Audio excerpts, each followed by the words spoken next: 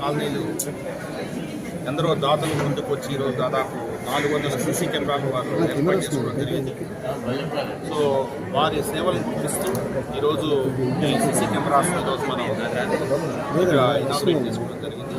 NTR police commissionerate పరిధిలో ఇప్పటివరకు దాదాపు 4,500 కెమెరాలు గత 6 monthsలో మనము ఏర్పాటు చేసుకుంటున్నాం.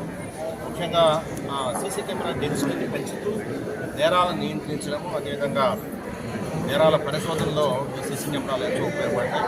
సో టెక్నాలజీని అనుసంధానం చేస్తూ పోలీసింగ్కి అనుసంధానం చేస్తూ ముందుకు వెళ్ళాలా అనే కాన్సెప్ట్తో ఈరోజు మనం ముందుగా డ్రోన్ కెమెరాస్, చాలా డ్రోన్స్, ఆల్మోస్ట్ 28 డ్రోన్స్ మనం అక్వైర్ చేసుకోవడం జరిగింది.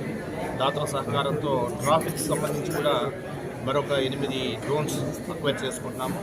అదేవిధంగా అస్త్రం అనే ఒక ఆర్టిఫిషియల్ ఇంటెలిజెన్స్ టూల్ని ఉపయోగిస్తూ ట్రాఫిక్ నియంత్రిస్తున్నాము.